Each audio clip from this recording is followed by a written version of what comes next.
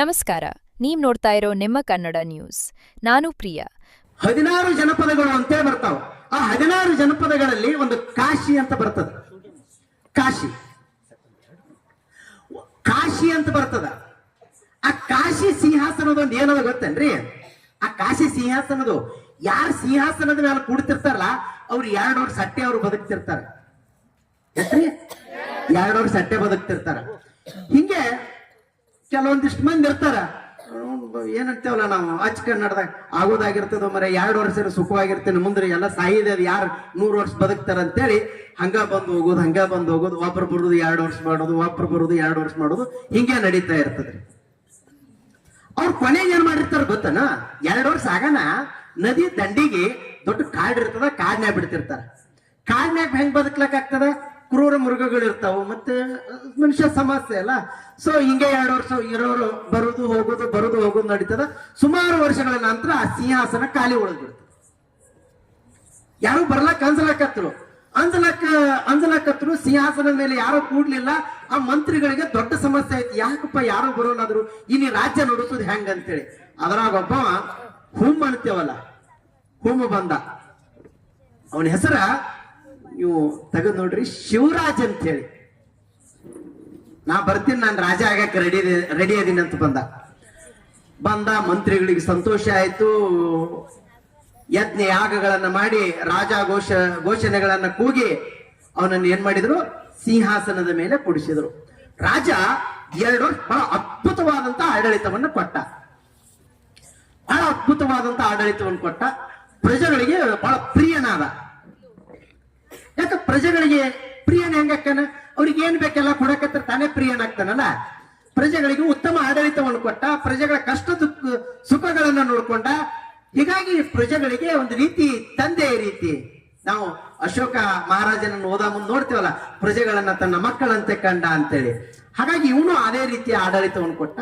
ಇನ್ನು 1 ವರ್ಷ ಆಯ್ತು, ಪ್ರಜೆಗಳಿಗೆ ಹಳಾಳೆ ಆಗಕತ್ತು, ಮಂತ್ರಿಗಳಿಗೆ ಹಳಾಳೆ ಆಗಕತ್ತು. ರಾಜ ಮಾತ್ರ ಹಸನ್ಮುಖಿಯಾಗಿ ಆರಾಮ್ ಆಡಳಿತವನ್ನು ನಡೆಸ್ದ. 1.5 ವರ್ಷ ಆಯ್ತು, ಇನ್ನು ಉಳಿದಿದ್ದು 6 ತಿಂಗಳಾಯ್ತು. ಮಂತ್ರಿ ಅಂದ, ಸಾಹೇಬ್ರ ರಾಜರ ನಿಮ್ದು ಉಳಿದಿದ್ದು ಎಷ್ಟು ದಿನ? 6 ತಿಂಗಳು ಉಳಿದದ್ರಿ ಅಂತಂತ. ಎಷ್ಟು? 6 ತಿಂಗಳು. 6 ತಿಂಗಳಲ್ಲ ಅತ್ ನಗಾಕತ್ತ. ಎಸ್ ಇರ್ಲಿ, 6 ತಿಂಗಳದಲ್ಲ. ಮುಂದೆ 3 ತಿಂಗಳು ಬಂತು. ಎಸ್ ಇನ್ನ 3 ತಿಂಗಳದಲ್ಲ, ಇನ್ನು ಬಾಳ ಅದ. 24x7 ಅಂತ ಲೆಕ್ಕ ಹಾಕೊಂಡು ನೋಡೋಣ. ಒಂದು ನಿಮಿಷಿಗೆ 60 ಸೆಕೆಂಡ, 1 ತಾಸಿಗೆ 60 ನಿಮಿಷ, ದಿನಕ್ಕೆ 24 ತಾಸು. ನಾ ಬಾಳ ಅದ ತಗೋತ್ ಲೆಕ್ಕ. ರಾಜನಿಗೆ ಯಾವ್ದು ಭಯ ಇಲ್ಲ, ಬಟ್ ಭಯ ಯಾರಿಗಾಗಕತ್ತು? ಮಂತ್ರಿಗೆ ಭಯ ಆಗಕತ್ತು. ನೋಡ್ರಿ, ಇದನ್ನ ತಿಳ್ಕೊಳ್ರಿ, ಬಾಳ ಚೆನ್ನಾಗಿ ತಿಳ್ಕೊಳ್ರಿ. ನಿಮ್ಗೆ ಹೇಳ್ತೀನಿ, ಮಂತ್ರಿಗೆ ಯಾಕ ಇವನಿಗೆ ಇನ್ನೊಂದು 3 ತಿಂಗಳಾಗ ಸಾಯ್ಲಾಕ್ ಹೊಕ್ಕ. ನೀವ ಕಾಡ ಅಚ್ಚಿ ಕಡೆ, ನದಿ ಅಚ್ಚಿ ಕಡೆ ಭಯಂಕರವಾದಂತ ಕಾಡದ, ಇನ್ನೇನ್ ತೊಡೆದಿಂದ ಸಾಯ್ಲಾಕ್ ಹೊಕ್ಕ. ನೀವ ರಾಜನಿಗೇನು ಚಿಂತಿಲ್ಲೋ ಮರ. ಆ ಟೆನ್ಷನ್ ಮಂತ್ರಿಗಳಿಗೆ ಆಗಕತ್ತೇವಿನ, ರಾಜನಿಗೇನು ಆಗ್ಲಿಲ್ಲ. ಮುಂದ್ 1 ತಿಂಗಳಿತ್ತು. ಮಹಾರಾಜರೇ ಇನ್ನು 1 ತಿಂಗಳು, ನಾ 1 ತಿಂಗಳಲ್ಲ ಆತಂದ. ಮುಂದೆ 1 ವಾರ ಬತ್ತು, 2 ದಿನ ಬತ್ತು, 1ನೇ ದಿನಕ್ಕೆ ಬತ್ತು. ರಾಜರೇ, ನಿಮ್ಗೆ ಉಳಿದಿದ್ರು ಅಂತದ್ದು ಕೇವಲ 1 ದಿನ. ನಾಳೆ ನಿಮ್ಮನ್ನ ನಾನು ಏನ್ ಮಾಡ್ಬೇಕಾಗ್ಯದ? ಕಾಡಿಗೆ ಕಳಿಸ್ಬೇಕಾಗ್ಯದ ಅಂತೇಳಿ. ರಾಜ ಸಂತೋಷ. ಹೌದು, ನಾಳೆ ಅಲ್ಲ? ಎಸ್, ನಾ ಮುಂಜಾನೆ ಎಷ್ಟು ಕಡಿ ಅಲ್ಲಿ ಅಂತ ಕೇಳ್ದ. ಮಂತ್ರಿ ಟೆನ್ಷನ್, ಇವನು ಮರ ಇವ್ ಸಾಯ್ಲಾಕ್ ಹೊಂಟಾನ, ಇವನು ಚಿಂತೆ ಆಗೋಲಾಗ್ಯದಲ್ಲ ಅಂತೇಳಿ. ಆಯ್ತು, ಬಂತ ದಿನ. ಮುಂಚೆನೆ 6 ಗಂಟೆಗೆ ಹೋಗ್ಬೇಕಾಯ್ತು. ನಕ್ಕೋತ್ ಆರಾಮ್ ರಾಜ ಹುಡುಗಿಯನ್ನು ತೊಟ್ಟುಕೊಂಡು ತಯಾರಾದ. ಪ್ರಜೆಗಳು ಅಳ್ಳಕತ್ರು. ಮಂತ್ರಿ ಮಂಡಲ ಎಲ್ಲ ಮಂತ್ರಿಗಳು, ಇವನ್ ರಾಜನಿಗೊಟ್ಟು ಇವನು ಟೆನ್ಷನ್ ಎಲ್ಲ ಹಸನ್ಮುಖಿಯಾಗಿ ಬರ್ತಾ ಇದ್ದಾನ. ಅವ್ರಿಗೆಲ್ಲ ಕಣ್ಣ ನೀರು ಬರಾಕತ್ತವು. ಯಾಕ? ಉತ್ತಮ ಆಡಳಿತವನ್ನು ಕೊಟ್ಟಿದ್ದ. ರಾಜನ ಹೆಂಗ್ ಬಿಟ್ಟರು ಕೊಡೋನು ಅಂತ ಅವ್ರು. ಇವನಿಗೇನು ಟೆನ್ಷನ್ ಇಲ್ಲ. ಕಡೆ ಮಂತ್ರಿ ಶುಟ್ಟು ಬತ್ತ ರಾಜನ ಮೇಲೆ. ರಾಜರೇ, ಇನ್ನೊಂದು ತಾಸನೆ ನೀವು ಆ ನದಿ ಆ ಕಡೆ ಹೋದ್ರ ನಿಮ್ ಗತಿ ಏನದ? ಸಾಯೋರಿದ್ರಿ, ನಿಮ್ಗೇನು ಟೆನ್ಷನ್ ಇಲ್ಲಲ್ಲ ಅಂತಂದ. ಅವಾಗ ರಾಜ ಹೇಳ್ದ, ಯಾಕೆ ಟೆನ್ಷನ್ ಮಾಡ್ಕೊಂಡಿ? ನಾನು ಈ ಸಿಂಹಾಸನ ಬಿಟ್ಟು ಆ ಸಿಂಹಾಸನಕ್ಕೆ ಹೋಗಿನಿ ಅಂತಂದವ. ನೀ ಏನ್ ತಿಳ್ಕೊಂಡಿ ನನ್ನ ಬಗ್ಗೆ ಏನ್ ತಿಳ್ಕೊಂಡಿ? ಈಗ ರಾಜ ಹೋಗಿ ಕಾಡ್ಯಾಗ ಹೋಗಿ ಇಲ್ಲಿ ಕ್ರೂರ ಪ್ರಾಣಿಗಳಿಗೆ ಮೃಗ ಆಗ್ತೀನಿ ಅಂತ ತಿಳ್ಕೊಂಡಿ ಏನಂತ ಕೇಳ್ದವ. ಹೌದು, ಮತ್ತೇನದ ರೀ ಅಂತಂದ. ಹಂಗಲ್ಲ ಮಂತ್ರಿ, ನಾನು ಯಾವತ್ತ ಈ ರಾಜ್ಯದ ಸಿಂಹಾಸನದ ಮೇಲೆ ಕುಳಿತಲ್ಲ, ನನಗೊಂದು ಕಟ್ಟು ಸತ್ಯ ಗೊತ್ತಿತ್ತು. ಏನಂದ್ರ 2 ವರ್ಷ ಆಗ ನನಗೆ ಏನ್ ಮಾಡ್ತೀರಿ ನೀವೆಲ್ಲ? ಕಾಡಿಗೆ ಬಿಡ್ತೀರಿ. ಎಲ್ಲಿ ಬಿಡ್ತೀರಿ? ಕಾಡಿಗೆ ಬಿಡ್ತೀರಿ. ನಾನ್ ಏನ್ ಮಾಡಿದೆ, ಆ ಕಾಡಿನಲ್ಲಿ ಇಲ್ಲಿ ಹೆಂಗ ಅರಮನೆ ಅದಲ್ಲ, ಇಂಥ ಒಂದು ಅರಮನೆಯನ್ನ ನಿರ್ಮಾಣ ಮಾಡೀನಿ. ಅಲ್ಲಿ ಮಂತ್ರಿಗಳನ್ನ ನೇಮಕ ಮಾಡೀನಿ. ನನಗಿರ್ಲಾಕ ಏನೆಲ್ಲ ಬೇಕಲ್ಲ ಆ ಎಲ್ಲ ಸೌಲಭ್ಯಗಳನ್ನು ಪಡ್ಕೊಂಡಿನಿ. ಇಷ್ಟೇ ಚೇಂಜ್ ಆಗ್ತದೆ. ಈ ಸಿಂಹಾಸನವನ್ನು ಬಿಟ್ಟು ಆ ಸಿಂಹಾಸನಕ್ಕೆ ನಾನು ಹೋಗ್ತೇನೆ ವಿನ ಮತ್ತೇನು ಇಲ್ಲ ಅಂದಾಗ ಮಂತ್ರಿಗಳಿಗೆ ಶಾಕ್ ಆಯ್ತು. ಈ ಕಥೆಯ ತಾತ್ಪರ್ಯ ಏನು ತಿಳ್ಕೊಳ್ರಿ, ನೀವು ತಿಳ್ಕೊಳ್ರಿ. ಏನ್ ಹೇಳ್ಬೋದು? ನಿಮ್ ಕೆಲಸ ಏನದ ಈಗ? ಓದೋದದ, ಬರೀದದ, ಓದೋದದ, ಬರೀದದ, ಅಧ್ಯಯನ ಮಾಡುವುದದ. ಯಾಕಂದ್ರೆ ಸರ್ಕಾರಿ ಶಾಲೆಗಳು ಮತ್ತು ಸರ್ಕಾರಿ ವಸತಿ ನಿಲಯಗಳಂದ್ರೆ ಅಸಡ್ಡೆ ತೋರುವಂತ ಈ ಕಾಲದಲ್ಲಿ ಮಕ್ಕಳನ್ನ ಶಕ್ತಿಯುತವಾಗಿ ನೋಡ್ರಿ, ಸರ್ಕಾರ ಪ್ರತಿಯೊಂದಕ್ಕೂ ವಿಚಾರ ಮಾಡ್ತದೆ. ನಿಮ್ಗೇನೆಲ್ಲ ಸೌಲಭ್ಯ ಕೊಡ್ತದೆ ಹೇಳ್ರಿ? ಒಮ್ಮೆ ವಿಚಾರ, ಕಣ್ ಮುಚ್ಚಿ ವಿಚಾರ ಮಾಡ್ರಿ. ನಿಮ್ಗೆ ನೋಟ್ಬುಕ್ ಕೊಡ್ತದ್ರಿ, ಡ್ರೆಸ್ ಕೊಡ್ತದ್ರಿ, ಊಟ ಕೊಡ್ತದ್ರಿ. ಹಾ ನೋಡ್ರಿ, ಮತ್ತ ಯಾರ ಮನ್ಯಾಗ ಕೊಡ್ತಾರನ್ರಿ? ಮತ್ತಿಷ್ಟೆಲ್ಲ ತಗೊಂಡಿ ನಮ್ ಕೆಲಸ ಏನದರಿ? ಅಕ್ರ ತಗೊಂಡಿಟ್ ಕಿಸರ್ ಸುಮ್ ಹೊರಗೆ ಹರಟಿ ಹೊಡಿದದನ್ನ ಏನ್ ಮಾಡ್ಬೇಕಾದ್ರೆ ನಾವು ಓದಬೇಕು, ಓದಬೇಕು, ಓದಬೇಕು, ಓದಬೇಕು. ಹೆಂಗ್ ಓದಬೇಕು ಅನ್ನೋದಕ್ಕೆ ಒಂದು ಸಣ್ಣ ಘಟನೆ ಹೇಳ್ಬಿಡ್ತೀನಿ ನಿಮ್ಗೆಲ್ಲರಿಗೂ. ಭಾರತದ ಸಂವಿಧಾನ ಶಿಲ್ಪಿ ಅಂಬೇಡ್ಕರ್ ಗೊತ್ತದಾ? ಗೊತ್ತದಲ್ರಿ? ಯಾರು ಅವರು? ಮನುಕುಲದ ಸೂರ್ಯ. ಯಾರು? ಮನುಕುಲದ ಸೂರ್ಯ. ನಮ್ಮೆಲ್ಲರಿಗೆ ಏನಪ್ಪಾ ಅಂತ ಶಕ್ತಿಯನ್ನು ತುಂಬಿದಂತ ಮಹಾನ್ ನಾಯಕ ಅಂಬೇಡ್ಕರ್ ಅವ್ರ ಬಗ್ಗೆ ಸಣ್ಣ ಬರೀ ಅಂಬೇಡ್ಕರ್ ಅವ್ರ ಬಗ್ಗೆ ಒಂದ್ ಸಣ್ಣ ಘಟನೆ ಹೇಳಿಬಿಡ್ತೇನೆ ನಿಮಗೆ. ನೀವು ಬೇರೆ ಊರಿಗೆ ಹೋಗ್ತೇವ್ರಿ, ಹೌದಾ? ನೀವೆಲ್ಲ ಪ್ರವಾಸಕ್ಕೆ ಹೋಗ್ತೇವೆ, ಬೇರೆ ಊರಿಗೆ ಹೋಗ್ತೇವೆ, ಮಾಮಾನ ಊರಿಗೆ ಹೋಗ್ತೇವೆ, ಕಾಕಾನ ಊರಿಗೆ ಹೋಗ್ತೇವೆ, ಅಥವಾ ಇನ್ನೆಲ್ಲೋ ಪ್ರವಾಸಕ್ಕೆ ಹೋಗ್ತೇವೆ, ಏನೋ ಮಾಡ್ತೇವೆ. ಅಲ್ಲಿ ಹೋಗಿ ನಾವೇನ್ ತರ್ತೇವೆ? ನಿಮ್ ಕೆಲ್ಸ ಏನದ? ಏನ್ರ ತರ ಮುಂದ ನೀವು ತಗೊಂಡ್ರ ಒಂದೇನೋ ಚಾಕ್ಲೇಟ್ ತರ್ತೀರಿ, ಅರ್ಬಿ ತರ್ತೀರಿ, ಹಿಂಗೇನೋ ತರ್ತೀರಿ. ಯಾಕಂದ್ರೆ ನಾವು ಸಾಮಾನ್ಯ ವ್ಯಕ್ತಿಗಳು. ನಾವು ಏನದೇವಿ? ಸಾಮಾನ್ಯ ವ್ಯಕ್ತಿಗಳು. ಬಟ್ ಅಂಬೇಡ್ಕರ್ ಎಲ್ಲಿಗೆ ಹೋಗಿದ್ರು? ವಿದೇಶಕ್ಕೆ ಹೋಗಿದ್ರು. ಅವ್ರು ಏನ್ ತಗೊಂಡ್ ಬಂದ್ರು ಗೊತ್ತೇನ್ರಿ? ಸೂಟ್ ಬೂಟ್ ತರ್ಲಿಲ್ಲ, ಬೆಲೆ ಬಾಳೋ ವಸ್ತುಗಳನ್ನು ತರ್ಲಿಲ್ಲ. ಅವ್ರು ಏನ್ ತಂದ್ರು? ಪುಸ್ತಕಗಳನ್ನ ತಂದ್ರು. ಏನ್ ತಂದ್ರೆ? ಪುಸ್ತಕಗಳನ್ನ ತಂದ್ರು. ನೋಡ್ರಿ, ಓದು ಮತ್ತು ಪುಸ್ತಕಗಳದಾವಲ್ಲ, ಅವು ನಮ್ಮೆಲ್ಲ ಸಮಸ್ಯೆಗಳಿಗೆ ಏನ್ ಕೊಡ್ತದಪ್ಪ ಅಂತಂದ್ರೆ ಪರಿಹಾರವನ್ನ ಕೊಡ್ತದ ಅನ್ನುವಂತ ಮಾತನ್ನ ಈ ಸಂದರ್ಭದಲ್ಲಿ ನಾನು ಬಹಳ ಹೆಮ್ಮೆಯಿಂದ ಹೇಳ್ತೀನಿ. ಅವರು ಅಮೆರಿಕದ ಒಂದು ಲೈಬ್ರರಿ ಅದ ಸರ್, ಲೈಬ್ರರಿ. ಬಹುಶಃ ಅಷ್ಟು ದೊಡ್ಡ ಲೈಬ್ರರಿ ಈ ಜಗತ್ನಾಗ ಎಲ್ಲೂ ಇಲ್ಲ. ಅಲ್ಲಿ ಒಂದು ವರ್ಡ್ ಬರ್ದಾರ, ಇಲ್ಲಿರುವಂತ ಎಲ್ಲಾ ಪುಸ್ತಕಗಳನ್ನ ಡಾಕ್ಟರ್ BR ಅಂಬೇಡ್ಕರ್ ಅವರು ಓದಿದ್ದಾರೆ ಅಂತೇಳಿ ವಿಚಾರ ಮಾಡ್ರಿ. ನಿಮಗ ಇದ್ದಂತ 100 ಪೇಜ್ 4 ಬುಕ್ ಅದಾವು. ಆ 4 ಬುಕ್ ಓದೋದಾಗೋದಿಲ್ಲ. ಆ ಪಾಸ್ ಆಗಕ್ 15 ಮಾರ್ಕ್ಸ್ ತಗೊಳಕ ನಾವು ಏನ್ ಮಾಡ್ತೇವೆ? ಹಗಲ ರಾತ್ರಿ ಓದ್ತೇವೆ. 15 ವರ್ಷ ಶಾಲೆ ಕಲ್ತಿರ್ತೇವೆ. 4 ಲೈನ್ ನಮಗ್ ಕನ್ನಡ ಬರೆಯಕ್ ಬರೋದಿಲ್ಲ, ಇಂಗ್ಲಿಷ್ ಬರೆಯಕ್ ಬರೋದಿಲ್ಲ. ನೀವ್ ಯಾಕ್ರಿ ಸಣ್ಣವ್ರದ್ರಿ PUC ನನ್ನ ಬಳಿ ಬರ್ತಾವ ಹುಡುಗರು, ಕನ್ನಡ ಬರೆಯಕ್ ಬರಲ್ಲ. ಬಟ್ ಹೆಂಗ್ ಓದಿರ್ಬೇಕು ಹೇಳಿ ನೋಡ್ರಿ. ಅವ್ರೇನು ಬಹಳ ದೊಡ್ಡ ಕುಟುಂಬದಿಂದ ಬಂದಿದ್ರ? ಇಲ್ಲಲ್ಲ, ನಮ್ ಬಹಳ ಕಷ್ಟ ಪರಿಸ್ಥಿತಿಯಲ್ಲಿ ಬಂದಂತವ್ರಿ. ಅವರು ನಿಮ್ಮಾಗೆ ಮನುಷ್ಯರಲ್ಲ. ಮನುಷ್ಯ ವ್ಯಕ್ತಿ, ಒಬ್ಬ ಮನುಷ್ಯ ದೈವತ್ವಕ್ಕೆ ಹೆಂಗೆ ಇರ್ತಾನಂದ್ರ ಕೆಲಸ ಮಾಡೋದರಿಂದ, ಕಠಿಣ ಪರಿಶ್ರಮವನ್ನು ಪಡುವುದರಿಂದ. ಸೊ ನಮ್ಮೆಲ್ಲರಿಗೆ ಆದರ್ಶ ಯಾರಾಗ್ಬೇಕು? ಡಾಕ್ಟರ್ BR ಅಂಬೇಡ್ಕರ್ ಆಗ್ಬೇಕು, ಮಹಾತ್ಮ ಗಾಂಧೀಜಿಯವರಾಗಬೇಕು, ಸ್ವಾಮಿ ವಿವೇಕಾನಂದ ಆಗಬೇಕು, ಸಿದ್ದೇಶ್ವರ ಸ್ವಾಮಿಗಳು ಆಗಬೇಕು. ಬಟ್ ಸಮಾಜ ಕೆಟ್ಟದ. ನಿಮ್ಮಗಳಿಗೆ ಯಾರು ಇವತ್ತು ಆದರ್ಶಗಳಾಗ್ತಾ ಇದ್ದಾರಪ್ಪ ಅಂತಂದ್ರೆ ಯಾವುದೋ ಒಂದು ಹೀರೋ, ಯಾವುದೋ ಒಂದು ಹೀರೋಯಿನಿ. ಹಿಂಗಾಗಿ ಅವರು ಹಂಗಾದ್ರು ನಾವು ಹಿಂಗಾಗೇವಿ, ಅವರು ಹಂಗಾದ್ರು ನಾವು ಹಿಂಗಾಗೇವಿ. ಅವರು ಇವತ್ತು ನಿಮ್ಮಗಳ ನಡುವೆ ಇಲ್ಲ. ಗಾಂಧೀಜಿ ಅದಾರನ್ರಿ? ಇಲ್ಲ. ಇವತ್ತು ನಾವೆಲ್ಲ ನೆನೆಸ್ತೇವೆ ಅವರಿಗೆ. ಅಂಬೇಡ್ಕರ್ ಅದಾರ ನೀವತ್ತ ಇಲ್ಲ. ನಾವು ಅದೇವಿ. ನಮ್ಗೆ ಯಾರ ಪಕ್ಕದ ಮನೆಯವ್ರು ನಮ್ಗೆ ಗುರುತಿಸೋದಿಲ್ಲ. ಯಾಕ? ನಮ್ಮ ಹಣೆ ಬರನೇ ಇಟ್ಟೆ ಅದ. ಯಾಕೆ ನಾವು ನಿಮ್ ಪರಿಸ್ಥಿತಿ ಏನಾಗ್ಯದ ಅಂದ್ರ ಆ ಹಣೆ ಬರ ಅಂತೇಳಿ ನಮ್ಮ ಹಣೆ ಬರನ ಇಟ್ಟೆ ಬರದನ್ರಿ ದೇವ್ರ ಅಂತೇಳಿ. ಹಣೆ ಬರ ದೇವ್ರು ಬರೀದಿಲ್ಲ, ನಮ್ಮ ಕೆಲಸ ಕಾರ್ಯಗಳು ಹಣೆ ಬರವನ್ನ ಬರೀತಾರ. ಅದನ್ನ ನಾವು ನೀವುಗಳೆಲ್ಲ ತಿಳ್ಕೋಬೇಕು. ಹಣೆ ಬರ ಯಾರು ಬರೀದಿಲ್ಲ, ದೇವರು ಬರೆಯಲ್ಲ. ನಮ್ಮ ಕೆಲಸ ಕಾರ್ಯಗಳು ಏನಪ್ಪಾ ಅಂತ ನಮ್ಮ ಹಣೆ ಬರ ಬದಲಾವಣೆ ಆಗ್ತದೆ. ಅದಕ್ಕಲ್ಲೇ ಹವ್ಯಾಸ ಬದಲಿಸಿ ನೋಡು ನಿನ್ನ ಹಣೆ ಬರ ಬದಲಾಯಿತು ಅಂತೇಳಿ ಕವಿಗಳು ಹೇಳ್ತಾರೆ. ಅದನ್ನ ನಾವು ತಿಳ್ಕೋಬೇಕಾದ.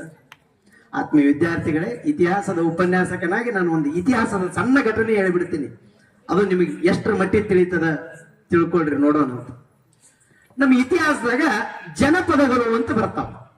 ನೀವು 8ನೇ ತರಗತಿ ಇದ್ರು ಓದಿದ್ರು ಗೊತ್ತದ. 16 ಜನಪದಗಳು ಅಂತೇಳಿ. ಎಷ್ಟ್ರಿ? 16 ಜನಪದಗಳು ಅಂತೇಳಿ. ನೀವು ಈಗ ಕೂತು ಚೆನ್ನಾಗಿ ಅಭ್ಯಾಸ ಮಾಡಿದ್ರಿ, ಚಲೋತ್ನಾಗ ಓದಿದ್ರಿ, ಜ್ಞಾನವನ್ನ ಪಡ್ಕೊಂಡ್ರಿ.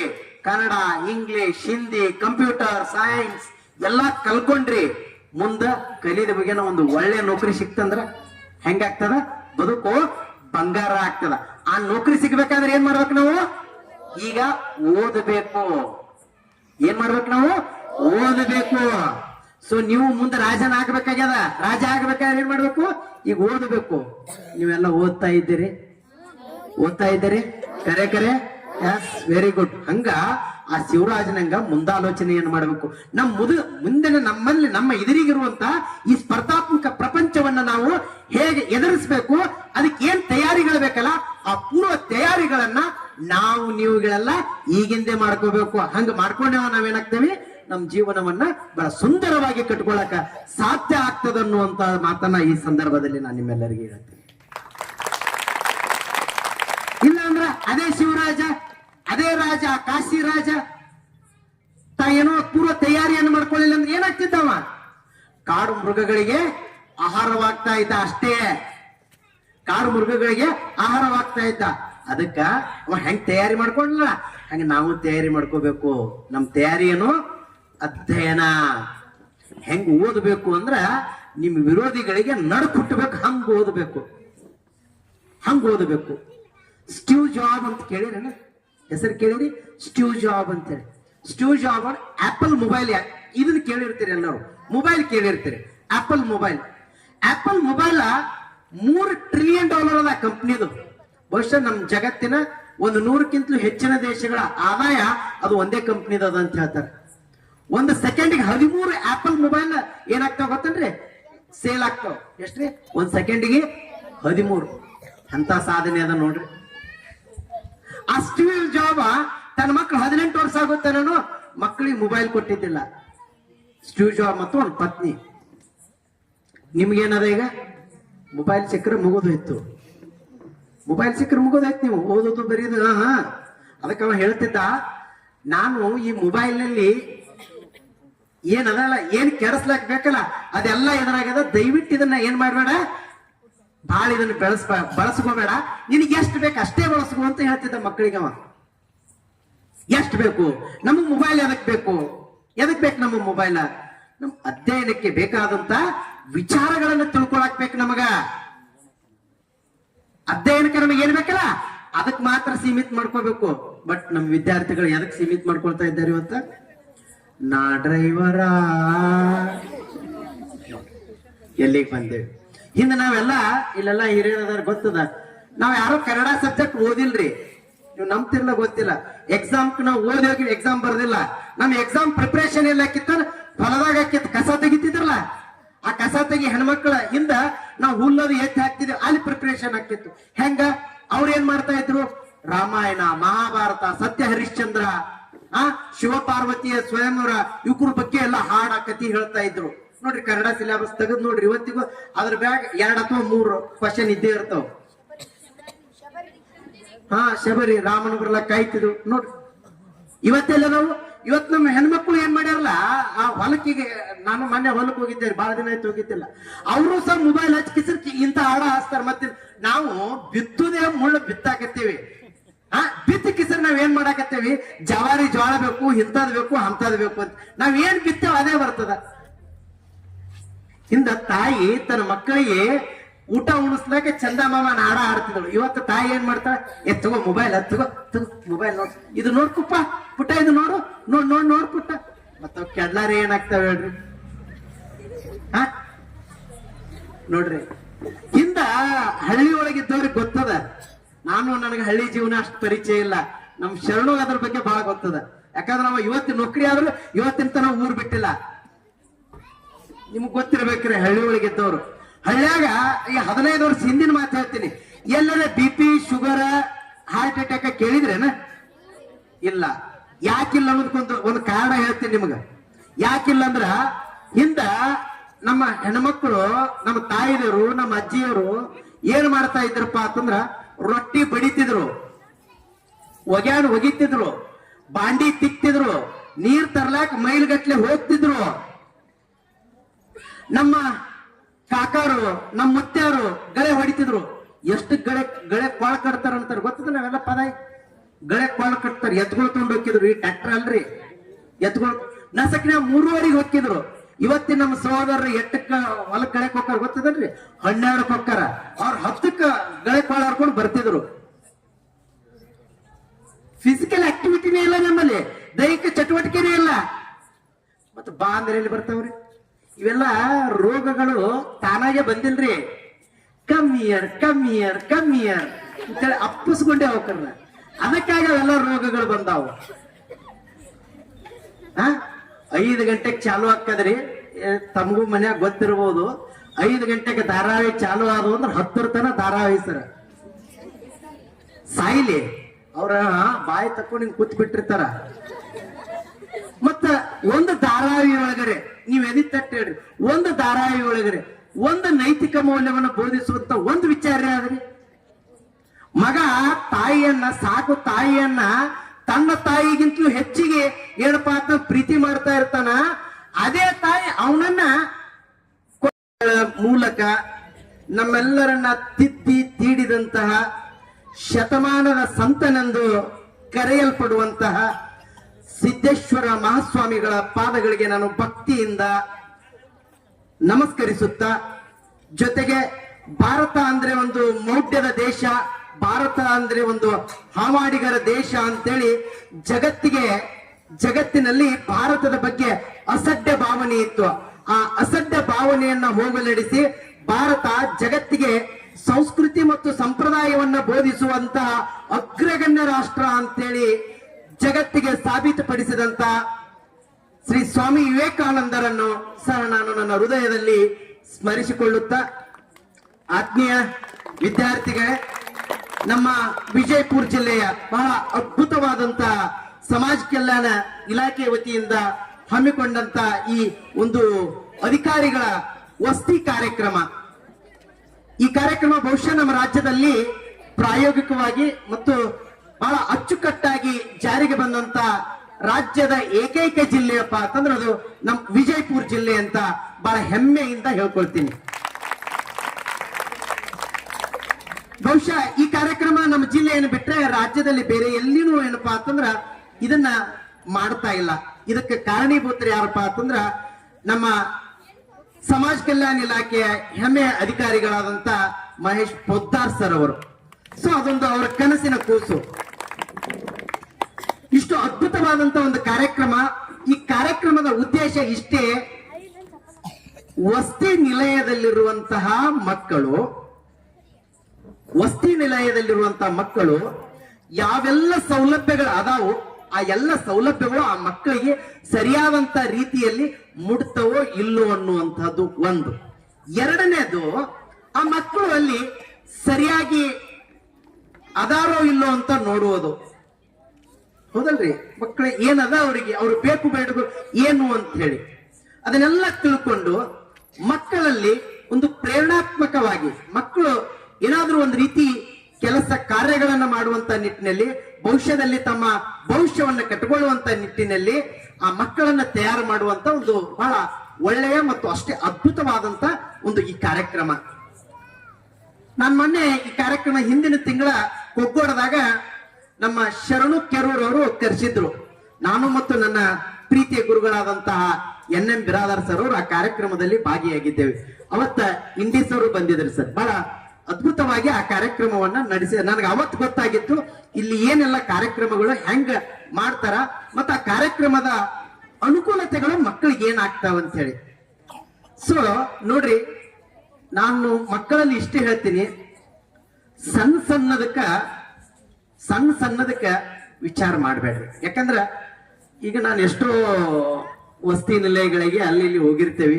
ಮಕ್ಕಳು ಏನ್ ಮಾಡಿರ್ತಾರ ಅಂದ್ರೆ ಊಟ ಕಡಿಮೆ ಅದ ಅಂತ ಹೇಳಿ ನಿಂದಿರ್ತಾರ, ಕಾರ್ ಕಡಿಮೆ ಅದ ಅಂತ ನಿಂದಿರ್ತಾರ, ಆಮೇಲೆ ಮತ್ತೇನೋ ಆಗ್ಯದಂತ ನಿಂದಿರ್ತಾರ. ದಯವಿಟ್ಟು ಒಂದ್ ತಿಳ್ಕೊಳ್ರಿ, ಮನ್ಯಾಗ ನಮ್ಮ ಅವ್ವ ಅಡಿಗೆ ಮಾಡ್ತಾಳ 100% ಕರೆಕ್ಟ್ ಮಾಡಿರ್ತಾರೇನ್ರಿ? ಮಾಡಿರ್ತಾರ್ರಿ? ಎಲ್ಲರೂ ಹೆಣ್ಮಕ್ಳದಿರಿ, ಮಾಡ್ತಾರ್ರಿ? ಸುಮ್ನೆ ಉಣ್ತೇವಲ್ಲ, ಅಲ್ಲಿ ಏನಾರ ತೆಗೆದು ಹೋಗಿತೇವನ? ಅದನ್ನು ಅಷ್ಟೇ ರೀ. ಮಾಡ ಮುಂದ ನಡೆಯೋಣಿ ಎಡುತ್ತಾನಿವಿನ ಸುಮ್ ಕೂತವ್ರು ಎಡುವುದಿಲ್ಲ. ಮಾಡ ಮುಂದೆ ಹೆಚ್ಚು ಕಡಿಮೆ ಆಗ್ತದ. ಒಂದ್ಸಲ ಖಾರ ಹೆಚ್ಚಾಕದ, ಒಂದ್ಸಲ ಉಪ್ಪು ಹೆಚ್ಚಾಕದ, ಒಮ್ಮೆ ರೊಟ್ಟಿ ಒಂದಿಟ್ಟು ಏನೋ ಆಗಿರ್ತಾವ, ಅನ್ನಕ್ಕೆ ನೀರ್ ಹೆಚ್ಚಾಗಿರ್ತದ, ಕಡಿಮೆ ಆಗಿರ್ತದ. ಸೊ ನಾವು ದಕ್ಕಿಸ್ಕೋಬೇಕು. ಇಲ್ಲಿ ಬರುವಂತ ಎಲ್ಲಾ ವಿದ್ಯಾರ್ಥಿಗಳು ಏನಪ್ಪಾ ಅಂತಂದ್ರ ಬಹಳಷ್ಟು ಹಿಂದುಳಿದಂತವ್ರದೇವ್ ನಾವು ಎಲ್ಲ ನಿಮ್ಮಂಗೆ ಇಲ್ಲೇ ಹಿಂಗೆ ಕೂತು ಸರ್ಕಾರಿ ಶಾಲೆ ಒಳಗೆ ಕಲ್ತಿದ್ದೇವೆ. ನಾವೇನು ಯಾವ್ದೋ ಏನಂತೇವೆ CBSE ಮತ್ತು ಇನ್ನೊಂತ ಯಾವ ಸ್ಕೂಲ್ಗಳಲ್ಲಿ ಕಾನ್ವೆಂಟ್ ಸ್ಕೂಲಲ್ಲಿ ಕಲ್ತಿಲ್ರಿ. ನಾನು ನಿಮ್ ಇಲ್ಲೇ ಪಕ್ಕದವ್ರು ಆಯೇರಿ ಪ್ರಾಥಮಿಕ ಶಾಲೆ ಒಳಗೆ ನಾನು ಶಿಕ್ಷಣವನ್ನು ಪಡ್ಕೊಂಡಿದ್ದೀನಿ. ಬಿಜಾಪುರ್ನಾಗ 15 ನಂಬರ್ ಶಾಲೆ ಅದ್ರಿ, ಗೋರ್ಮೆಂಟ್ ಸ್ಕೂಲ್. ಅಲ್ಲಿ ಪ್ರೈಮರಿ ಮುಗಿಸೇನಿ. ಗಾಂಧಿ ಚೌಕ್ನಾಗ ಗೋರ್ಮೆಂಟ್ ಹೈಸ್ಕೂಲ್ ಅದಲ್ರಿ, ಅಲ್ಲೇ ಹೈಸ್ಕೂಲ್ ಕಲ್ತೀನಿ. ಇವತ್ತು ಅಲ್ಲೇ ಲೆಕ್ಚರರ್ ಆಗಿನಿ. ಮೂಲಕ ನಮ್ಮೆಲ್ಲರನ್ನ ತಿದ್ದಿ ತೀಡಿದಂತಹ ಶತಮಾನದ ಸಂತನೆಂದು ಕರೆಯಲ್ಪಡುವಂತಹ ಸಿದ್ದೇಶ್ವರ ಮಹಾಸ್ವಾಮಿಗಳ ಪಾದಗಳಿಗೆ ನಾನು ಭಕ್ತಿಯಿಂದ ನಮಸ್ಕರಿಸುತ್ತಾ, ಜೊತೆಗೆ ಭಾರತ ಅಂದ್ರೆ ಒಂದು ಮೌಢ್ಯದ ದೇಶ, ಭಾರತ ಅಂದ್ರೆ ಒಂದು ಹಾವಾಡಿಗರ ದೇಶ ಅಂತೇಳಿ ಜಗತ್ತಿನಲ್ಲಿ ಭಾರತದ ಬಗ್ಗೆ ಅಸಡ್ಡ ಭಾವನೆ ಇತ್ತು. ಆ ಅಸಡ್ಡ ಭಾವನೆಯನ್ನ ಹೋಗಲಾಡಿಸಿ ಭಾರತ ಜಗತ್ತಿಗೆ ಸಂಸ್ಕೃತಿ ಮತ್ತು ಸಂಪ್ರದಾಯವನ್ನ ಬೋಧಿಸುವಂತಹ ಅಗ್ರಗಣ್ಯ ರಾಷ್ಟ್ರ ಅಂತೇಳಿ ಜಗತ್ತಿಗೆ ಸಾಬೀತುಪಡಿಸಿದಂತ ಶ್ರೀ ಸ್ವಾಮಿ ವಿವೇಕಾನಂದರನ್ನು ಸಹ ನಾನು ನನ್ನ ಹೃದಯದಲ್ಲಿ ಸ್ಮರಿಸಿಕೊಳ್ಳುತ್ತಾ, ಆತ್ಮೀಯ ವಿದ್ಯಾರ್ಥಿಗಳೇ, ನಮ್ಮ ವಿಜಯಪುರ ಜಿಲ್ಲೆಯ ಬಹಳ ಅದ್ಭುತವಾದಂತ ಸಮಾಜ ಕಲ್ಯಾಣ ಇಲಾಖೆ ವತಿಯಿಂದ ಹಮ್ಮಿಕೊಂಡಂತ ಈ ಒಂದು ಅಧಿಕಾರಿಗಳ ವಸತಿ ಕಾರ್ಯಕ್ರಮ, ಈ ಕಾರ್ಯಕ್ರಮ ಬಹುಶಃ ನಮ್ಮ ರಾಜ್ಯದಲ್ಲಿ ಪ್ರಾಯೋಗಿಕವಾಗಿ ಮತ್ತು ಬಹಳ ಅಚ್ಚುಕಟ್ಟಾಗಿ ಜಾರಿಗೆ ಬಂದಂತ ರಾಜ್ಯದ ಏಕೈಕ ಜಿಲ್ಲೆಯಪ್ಪ ಅಂತಂದ್ರೆ ಅದು ನಮ್ಮ ವಿಜಯಪುರ ಜಿಲ್ಲೆ ಅಂತ ಬಹಳ ಹೆಮ್ಮೆಯಿಂದ ಹೇಳ್ಕೊಳ್ತೀನಿ. ಬಹುಶಃ ಈ ಕಾರ್ಯಕ್ರಮ ನಮ್ಮ ಜಿಲ್ಲೆಯನ್ನು ಬಿಟ್ರೆ ರಾಜ್ಯದಲ್ಲಿ ಬೇರೆ ಎಲ್ಲಿನೂ ಏನಪ್ಪಾ ಅಂತಂದ್ರ ಇದನ್ನ ಮಾಡ್ತಾ ಇಲ್ಲ. ಇದಕ್ಕೆ ಕಾರಣೀಭೂತರು ಯಾರಪ್ಪ ಅಂತಂದ್ರ ನಮ್ಮ ಸಮಾಜ ಕಲ್ಯಾಣ ಇಲಾಖೆಯ ಹೆಮ್ಮೆಯ ಅಧಿಕಾರಿಗಳಾದಂತ ಮಹೇಶ್ ಪೊದ್ದಾರ್ ಸರ್ ಅವರು. ಸೊ ಅದೊಂದು ಅವರ ಕನಸಿನ ಕೂಸು. ಇಷ್ಟು ಅದ್ಭುತವಾದಂತ ಒಂದು ಕಾರ್ಯಕ್ರಮ. ಈ ಕಾರ್ಯಕ್ರಮದ ಉದ್ದೇಶ ಇಷ್ಟೇ, ವಸತಿ ನಿಲಯದಲ್ಲಿರುವಂತಹ ಮಕ್ಕಳು ಯಾವೆಲ್ಲ ಸೌಲಭ್ಯಗಳು ಅದಾವು ಆ ಎಲ್ಲ ಸೌಲಭ್ಯಗಳು ಆ ಮಕ್ಕಳಿಗೆ ಸರಿಯಾದಂತ ರೀತಿಯಲ್ಲಿ ಮುಡ್ತವೋ ಇಲ್ಲೋ ಅನ್ನುವಂಥದ್ದು ಒಂದು. ಎರಡನೇದು, ಆ ಮಕ್ಕಳು ಅಲ್ಲಿ ಸರಿಯಾಗಿ ಅದಾರೋ ಇಲ್ಲೋ ಅಂತ ನೋಡುವುದು. ಹೌದಲ್ರಿ? ಮಕ್ಕಳು ಏನದ ಅವರಿಗೆ, ಅವ್ರು ಬೇಕು ಬೇಡಗಳು ಏನು ಅಂತ ಹೇಳಿ ಅದನ್ನೆಲ್ಲ ತಿಳ್ಕೊಂಡು ಮಕ್ಕಳಲ್ಲಿ ಒಂದು ಪ್ರೇರಣಾತ್ಮಕವಾಗಿ ಮಕ್ಕಳು ಏನಾದ್ರೂ ಒಂದು ರೀತಿ ಕೆಲಸ ಕಾರ್ಯಗಳನ್ನ ಮಾಡುವಂತ ನಿಟ್ಟಿನಲ್ಲಿ, ಭವಿಷ್ಯದಲ್ಲಿ ತಮ್ಮ ಭವಿಷ್ಯವನ್ನ ಕಟ್ಟಿಕೊಳ್ಳುವಂತ ನಿಟ್ಟಿನಲ್ಲಿ ಆ ಮಕ್ಕಳನ್ನ ತಯಾರು ಮಾಡುವಂತ ಒಂದು ಬಹಳ ಒಳ್ಳೆಯ ಮತ್ತು ಅಷ್ಟೇ ಅದ್ಭುತವಾದಂತ ಒಂದು ಈ ಕಾರ್ಯಕ್ರಮ. ನಾನು ಮೊನ್ನೆ ಈ ಕಾರ್ಯಕ್ರಮ ಹಿಂದಿನ ತಿಂಗಳ ಕೊಗ್ಗೋಡದಾಗ ನಮ್ಮ ಶರಣು ಕೆರೂರವರು ಕರೆಸಿದ್ರು. ನಾನು ಮತ್ತು ನನ್ನ ಪ್ರೀತಿಯ ಗುರುಗಳಾದಂತಹ NM ಬಿರಾದಾರ್ ಸರ್ ಅವರು ಆ ಕಾರ್ಯಕ್ರಮದಲ್ಲಿ ಭಾಗಿಯಾಗಿದ್ದೇವೆ. ಅವತ್ತ ಇಂಡೀಸ್ ಅವರು ಬಂದಿದ್ರು ಸರ್. ಬಹಳ ಅದ್ಭುತವಾಗಿ ಆ ಕಾರ್ಯಕ್ರಮವನ್ನ ನಡೆಸಿ ನನಗೆ ಅವತ್ತು ಗೊತ್ತಾಗಿತ್ತು ಇಲ್ಲಿ ಏನೆಲ್ಲ ಕಾರ್ಯಕ್ರಮಗಳು ಹೆಂಗ ಮಾಡ್ತಾರ ಮತ್ತ ಆ ಕಾರ್ಯಕ್ರಮದ ಅನುಕೂಲತೆಗಳು ಮಕ್ಕಳಿಗೆ ಏನಾಗ್ತಾವ ಅಂತ ಹೇಳಿ. ಸೊ ನೋಡ್ರಿ, ನಾನು ಮಕ್ಕಳಲ್ಲಿ ಇಷ್ಟು ಹೇಳ್ತೀನಿ, ಸಣ್ಣ ಸಣ್ಣದಕ್ಕ ವಿಚಾರ ಮಾಡಬೇಡ್ರಿ. ಯಾಕಂದ್ರ ಈಗ ನಾನು ಎಷ್ಟೋ ವಸತಿ ನಿಲಯಗಳಿಗೆ ಅಲ್ಲಿ ಇಲ್ಲಿ ಹೋಗಿರ್ತೇವಿ. ಮಕ್ಕಳು ಏನ್ ಮಾಡಿರ್ತಾರ ಅಂದ್ರೆ ಉಪ್ಪು ಕಡಿಮೆ ಅದ ಅಂತ ಹೇಳಿ ನಿಂದಿರ್ತಾರ, ಕಾರ್ ಕಡಿಮೆ ಅದ ಅಂತ ನಿಂದಿರ್ತಾರ, ಆಮೇಲೆ ಮತ್ತೇನೋ ಆಗ್ಯದಂತ ನಿಂದಿರ್ತಾರ. ದಯವಿಟ್ಟು ಒಂದ್ ತಿಳ್ಕೊಳ್ರಿ, ಮನ್ಯಾಗ ನಮ್ಮವ್ವ ಅಡಿಗೆ ಮಾಡ್ತಾಳ 100% ಕರೆಕ್ಟ್ ಮಾಡಿರ್ತಾರೇನ್ರಿ? ಮಾಡಿರ್ತಾರ್ರಿ? ಎಲ್ಲರೂ ಹೆಣ್ಮಕ್ಳು ಅದೀರಿ, ಮಾಡ್ತಾರ್ರಿ? ಸುಮ್ನೆ ಉಣ್ತೇವಲ್ಲ, ಅಲ್ಲಿ ಏನಾರ ತೆಗೆದು ಹೋಗಿತೇವನ? ಅದನ್ನು ಅಷ್ಟೇ ರೀ. ಮಾಡೋ ಮುಂದ ನಡೆಯೋಣಿ ಎಡುತ್ತಾನಿವಿನ ಸುಮ್ ಕೂತವ್ರು ಎಡುವುದಿಲ್ಲ. ಮಾಡೋ ಮುಂದೆ ಹೆಚ್ಚು ಕಡಿಮೆ ಆಗ್ತದ. ಒಂದ್ಸಲ ಖಾರ ಹೆಚ್ಚಾಕದ, ಒಂದ್ಸಲ ಉಪ್ಪು ಹೆಚ್ಚಾಕದ, ಒಮ್ಮೆ ರೊಟ್ಟಿ ಒಂದಿಟ್ಟು ಏನೋ ಆಗಿರ್ತಾವ, ಅನ್ನಕ್ಕೆ ನೀರ್ ಹೆಚ್ಚಾಗಿರ್ತದ, ಕಡಿಮೆ ಆಗಿರ್ತದ.